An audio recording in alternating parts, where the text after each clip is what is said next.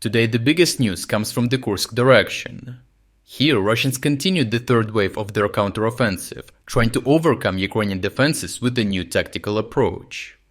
Despite disastrous results, Russian commanders stubbornly refused to change their tactics, leading to many Russian Marines finding a watery grave. The main Russian goal in this stage of their counteroffensive is to penetrate the Ukrainian defenses in a pincer maneuver and take the northern front of the Ukrainian incursion into a pocket. Recently, Russians decided to double down on their assaults on Novoivanovka, assuming they were on the brink of collapsing Ukrainian lines. This time, Russians tried to use a different tactic, assaulting the settlement head-on from the east to distract Ukrainians while launching a flanking attack from the south. A small river runs south of Novoivanovka with only one bridge that Russians must cross to enter the town from the south. Unfortunately for Russians, Ukrainians were prepared, holding an all-round defense in the settlement, and the Russian flanking attacks being exposed to more Ukrainian fire from the south as they tried to cross the river.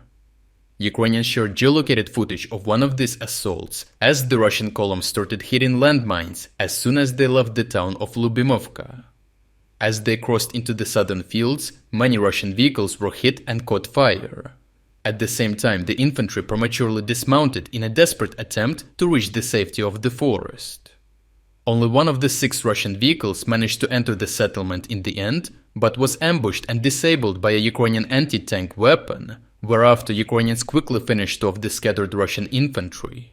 Despite the Russian attack failing and Ukrainians now knowing the Russian plan of attack, Russian commanders ordered another 5 waves of mechanized assaults in the same way as before. Expectedly, these attacks ended even worse for Russian forces, as Ukrainians now knew the exact Russian plan of attack, along with Russians not changing their tactics in the slightest. Ukrainians continued to share geolocated footage of them repulsing the Russian frontal and flanking assaults, showing many burning Russian armored personnel carriers failing to cross the river. Released footage of the aftermath of the Russian assaults at the river crossing shows that the Russian Marines of the 810th Naval Infantry Brigade suffered heavy casualties in their attempted flanking maneuver. The footage grimly shows the riverbanks and the reeds being littered with dead Russian soldiers and destroyed armored vehicles. The original uncensored combat footage of all Russian assaults can be found on our Telegram channel through the link in the description. Ukrainian soldiers active in the region state that the activity of Russian forces in the Kursk direction remains steady. They add that Russians regularly deploy armored vehicles along their main attack vectors, which get destroyed before they can achieve any significant breakthrough. The Institute for the Study of War reports that the Russian military frequently transfers new reserves to the Kursk region to replace high personnel and equipment losses.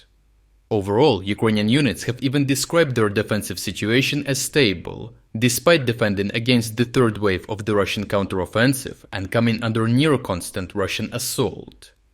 Thanks to frequent rotations, Ukrainian soldiers in the Kursk region remain well rested and more able to leverage their superior training and equipment to achieve tactical victories on the battlefield. This allows Ukrainians to quickly adapt to the constantly changing situation and effectively respond to new Russian tactics.